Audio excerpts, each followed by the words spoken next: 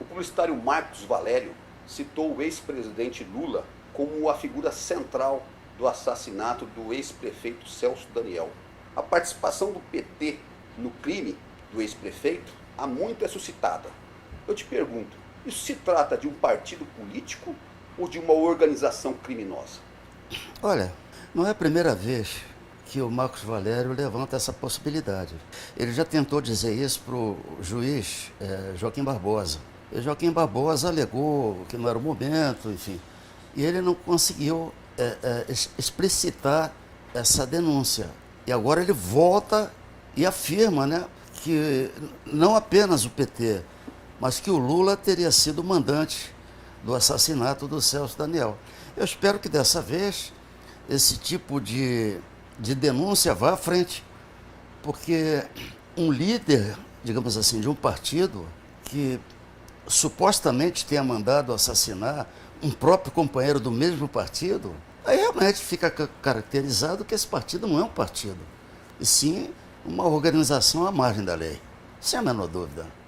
E esse líder, a gente tem assistido ele constantemente da prisão, atacando autoridades da República, notadamente o ex-juiz e atual ministro da Justiça Sérgio Moro, desembargadores do Tribunal Regional Federal da 4ª Região, Perfeito. procuradores da República, policiais federais. Eu vejo isso até como revoltante. Aí eu te pergunto, como é que o senhor vê esse fato? Um condenado pela justiça, um criminoso, atacando a honra de pessoas de bem, pessoas que desvendaram o maior caso de corrupção da história desse país. Olha, você falou prisão, né? Eu chamaria de suíte, porque ele tem banheiro privativo, ele tem esteira ergométrica, ele tem televisão, que ele pode pegar vários canais, até canais de assinatura. E agora, ultimamente, nos últimos 2 meses, ele tem uma mesa de conferências, inacreditável. Nessa mesa de conferências, ele dá entrevistas, ele tem Twitter, enfim. É por isso que ele não quer ser solto, porque se ele vai para a rua, ele vai ter que trabalhar, que é absurdo para ele, né? É abominável a ideia dele ter que trabalhar, nunca trabalhou. Se ele tem que trabalhar, ele vai perder também esse status que ele tenta vender para a opinião pública, que ele seria um preso político, né? Então, para ele é interessante, do ponto de vista de uma estratégia política, que ele fique lá na suíte, né? Como se estivesse numa masmorra medieval, né? Agora, sabe que existem médios do bem e médios do mal. Porque a mediunidade, ela é um dom neutro. O Hitler era médium, Mussolini era médium, Fidel Castro era médium, o Chaves era médium e o Lula é um médium. Ele tem um carisma inegável de comunicação com a massa, mas ele tem, em torno dele, nos últimos 40 anos, toda a história política desse país gira em torno dele. E em torno das estratégias maléficas dessa figura, que foi ligado como um dos fundadores do Foro de São Paulo. E o que é o Foro de São Paulo? Qual é a proposta maior do Foro de São Paulo? Ocupar o Brasil e, consequentemente, ocupar a América Latina, criando aqui na geopolítica uma América Latina comunista, a Venezuela comunista, Cuba comunista, lá na outra ponta, China e Coreia do Norte comunista. Isso tudo faz parte de uma geopolítica. Esse homem, ele é realmente um médio do mal, né? Porque o que ele fez no governo dele? Esses 13 milhões de desempregados, que agora diminuem bastante, já mais de 500 pessoas já conseguiram emprego, perdão, 500 mil pessoas, o que ele fez? Ele deixou desempregados, deixou a Petrobras quebrada, deixou o BNDES quebrado, emprestou dinheiro para as ditaduras africanas, o Porto de Mariel em Cuba. Só isso que ele fez. Então, a trágica história do país, pelo menos no tempo que me deram para viver, até hoje, gira em torno dessa figura do mal. Eu acho, sinceramente, que é um médio do mal.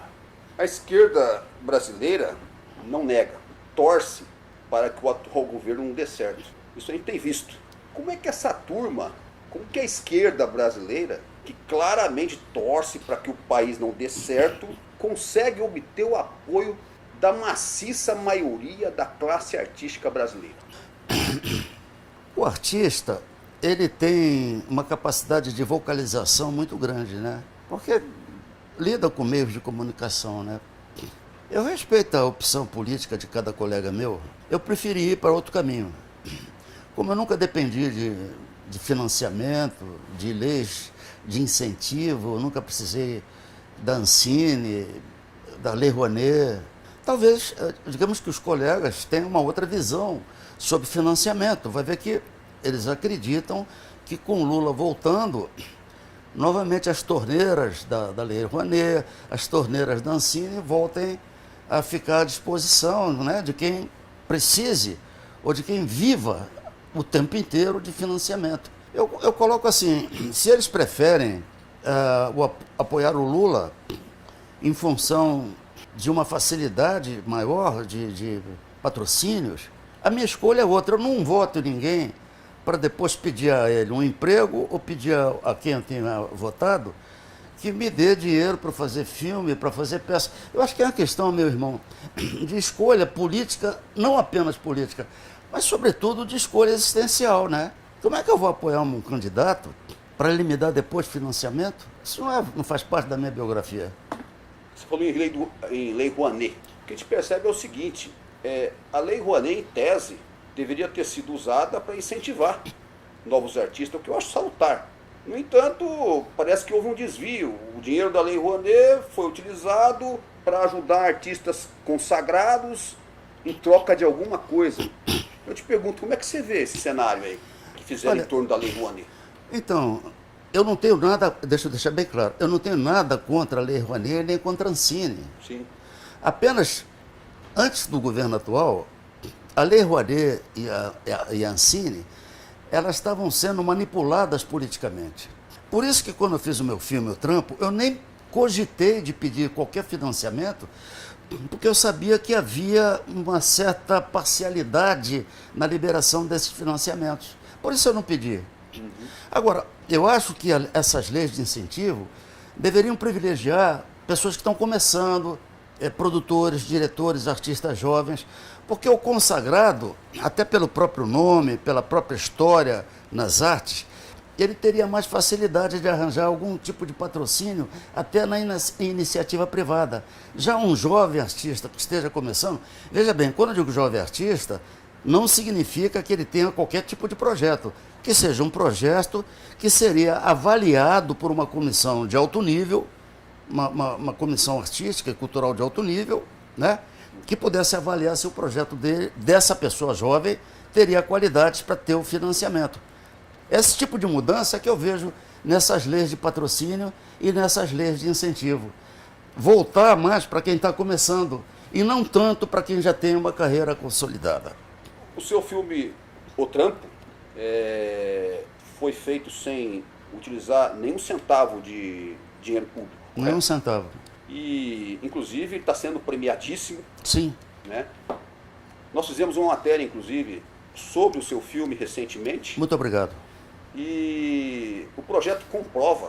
O projeto Comprova é um projeto encabeçado pelos grandes jornais do país. Sim, sim, sim. Ele classificou a nossa matéria como enganosa, porque nós dizíamos que o seu filme foi feito sem utilizar recurso público. Mas no entendimento dele, o seu filme foi feito sem utilizar recurso público, porque ele não preenchia os requisitos necessários. Gostaria que você falasse sobre isso. Então, pela minha biografia, eu te afirmo, eu nem sei como é que se faz para pedir um financiamento. Como é que eu fiz o trampo? Eu primeiro comprei microfone ao longo do tempo, um Sennheiser Boom, depois eu comprei uma lapela, depois eu comprei outra lapela, depois eu comprei outra lapela. Quando eu tinha o equipamento pronto, o que é que eu fiz? Peguei um fundo de garantia que eu tinha depositado e peguei esse fundo de garantia e fiz o meu filme com 300 mil reais. E o Roberto, que trabalha comigo há muito tempo, está de testemunha, pagando todo mundo e pagando bem. Agora, parece que esse meu gesto de ter feito o meu filme sem pedir financiamento, parece que ofendeu um determinado estamento cultural. Ficaram muito agressivos e muito ofendidos.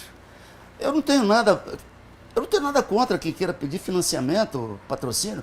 Eu apenas não quis fazer assim. Porque aquela época que eu comecei a fazer o meu filme, os patrocínios, os financiamentos estavam muito viciados. Por isso que eu não pedi. Talvez no futuro, quem sabe, eu venha pedir, se eu for fazer um outro trabalho, um outro filme, uma outra peça, um outro recital. Mas naquele momento eu não quis, me perdoem. Eu prometo a vocês, meus queridos, como é que é? Conforma, né? Comprova. Eu prometo a vocês, da Comprova, o próximo filme que eu for fazer, eu vou pedir financiamento, tá bom? Aí vocês não vão ficar mais zangados comigo, né? Eu não tive nenhuma intenção de ofendê-los. Eu só quis fazer meu filme com meu dinheiro. É pecado isso? É grave fazer um filme com meu dinheiro? Foi isso que eu fiz.